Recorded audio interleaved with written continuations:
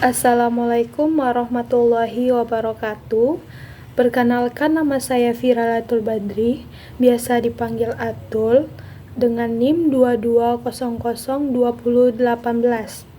Di sini saya akan menjelaskan tentang konsep dasar leadership atau kepemimpinan pendidikan. Dalam konsep kepemimpinan ada satu ungkapan yang sangat terkenal, yaitu pemimpin dilahirkan pada saat yakin bahwa pemimpin itu ditakdirkan atau dilahirkan akan jadi pemimpin, artinya bukan dibentuk. Ungkapan ini menimbulkan hal negatif dari konsep siapapun karena pemikiran yang berbeda. Secara ideal, leader are born and leader mind atau leader born and mind jadi kombinasi dua hal yang mau tidak mau harus diyakini dan pahami, bahwa setiap orang punya kemungkinan atau kesempatan yang sama, takdir yang sama untuk menjadi pemimpin, karena ini kombinasi pemimpin dilahirkan dan dibentuk. Dalam teori, kepemimpinan itu berasal dari kata leader yang artinya pemimpin.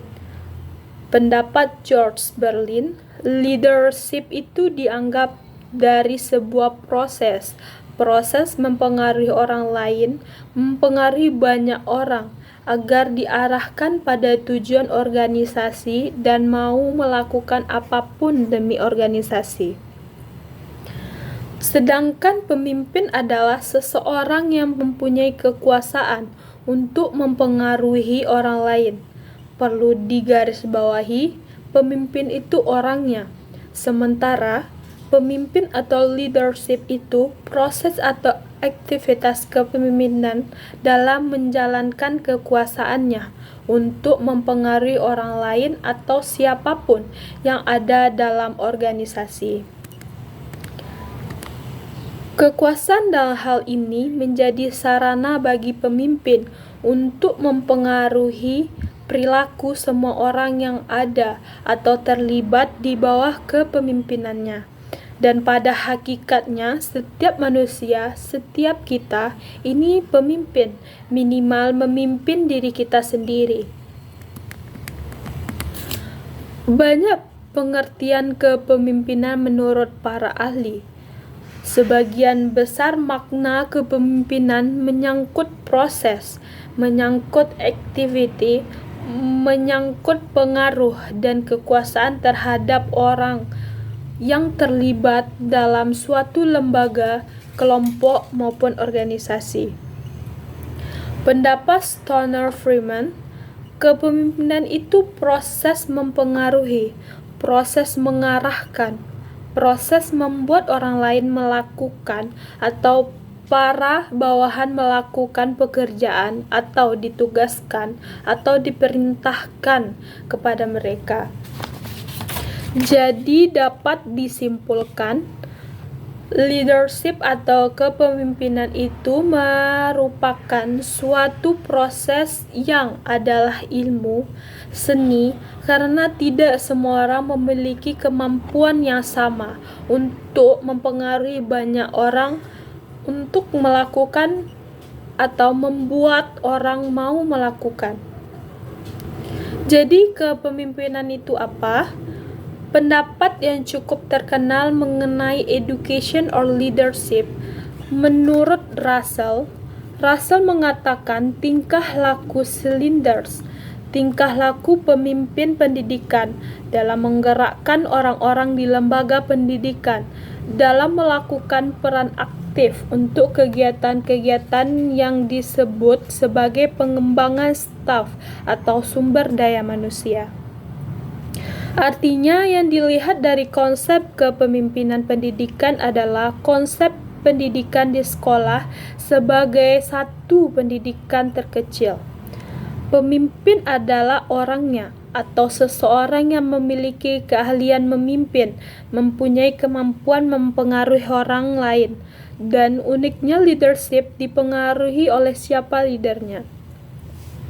Secara sederhana, kepemimpinan itu menurut Wessler adalah pengaruh antar pribadi dalam situasi tertentu dan langsung melalui proses komunikasi untuk mencapai tujuan bersama.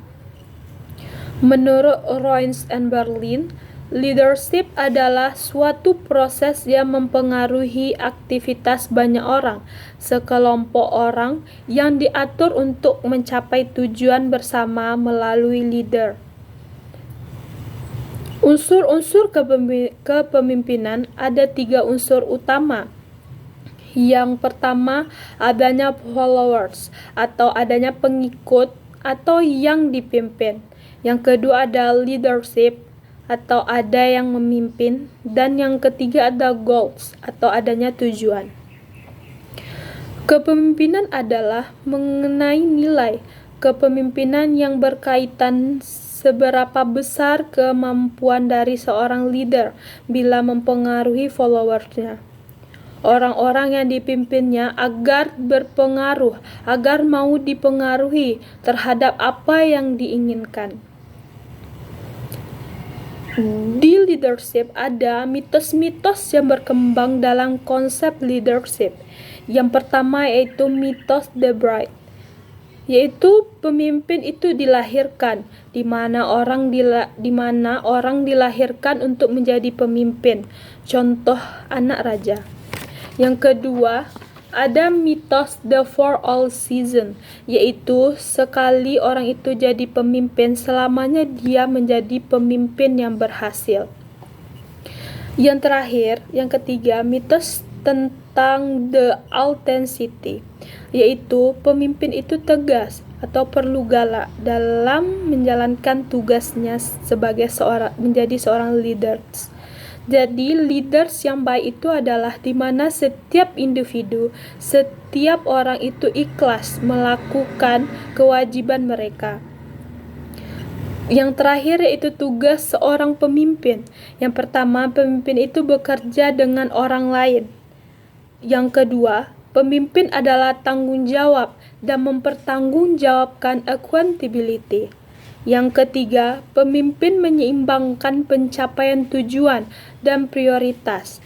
Dan yang keempat, pemimpin itu berpikir secara analis dan konseptual.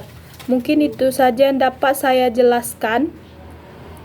Saya sudah dengan Assalamualaikum warahmatullahi wabarakatuh.